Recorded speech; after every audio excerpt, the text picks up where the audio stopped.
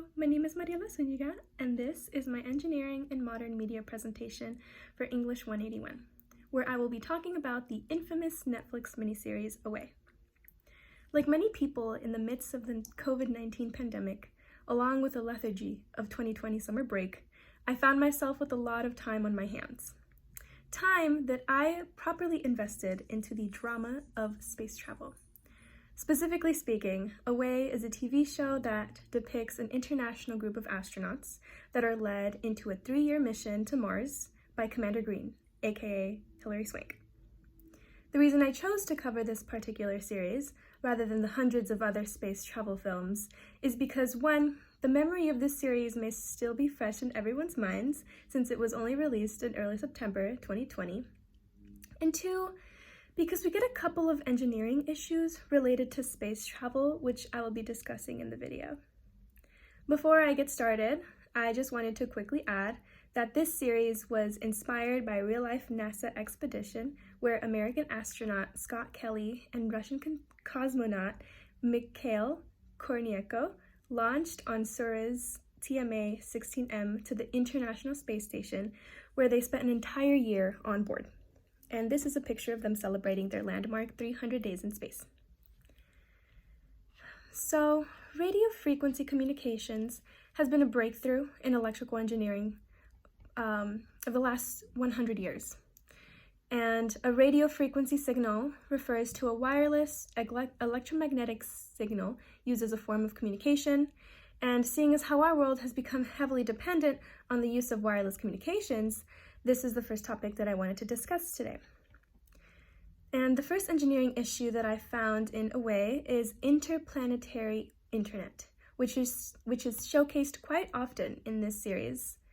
This can also be thought of as internet in space.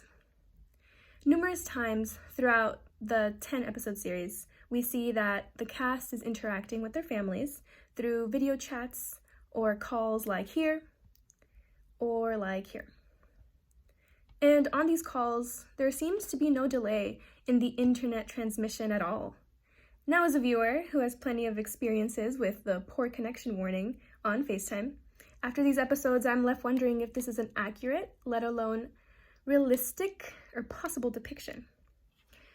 The first time that International Space Station crew accessed the web was 10 years ago, in 2010.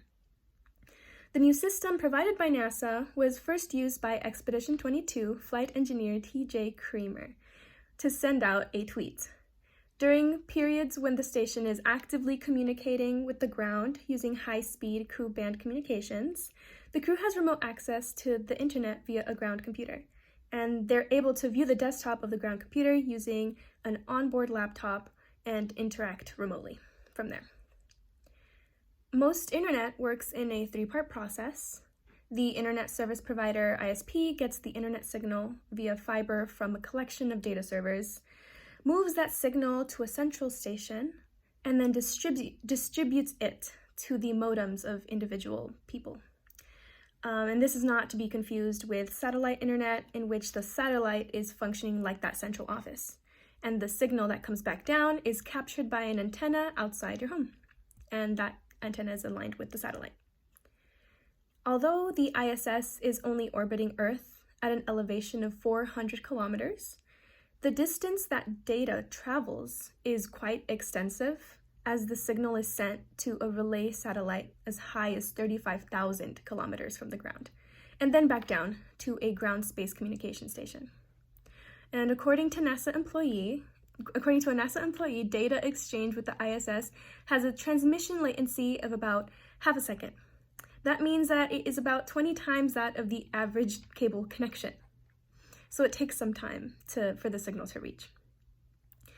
And the biggest takeaway from this is that distance matters.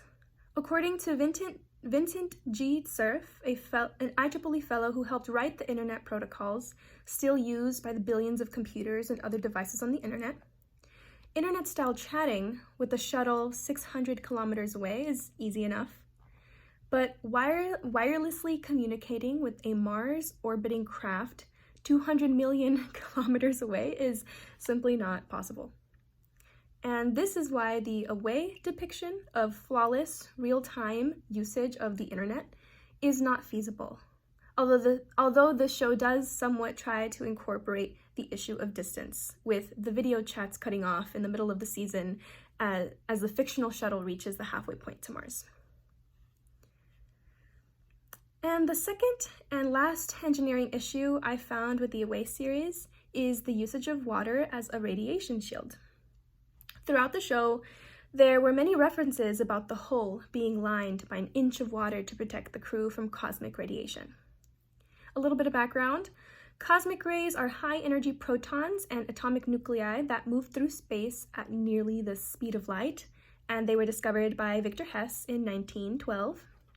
They originate from the sun, from outside the solar system in our galaxy, and from distant galaxies. There are two ways to shield from these higher energy particles and their secondary radiation. Either use a lot more traditional spacecraft materials, or use more efficient shielding materials.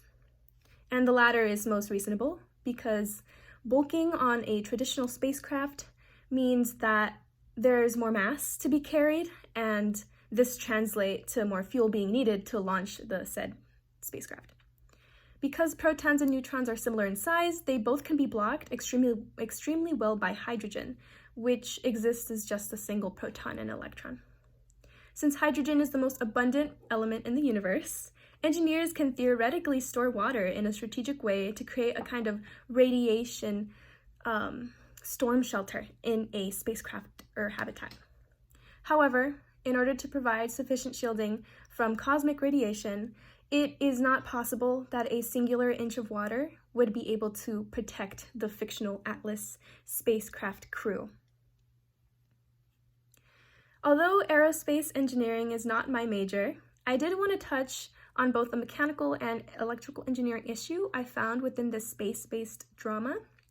Despite some of the too good to be true aesthetics, like the snowflake formations or the frequent video chats with family, I definitely think this was a well-done series.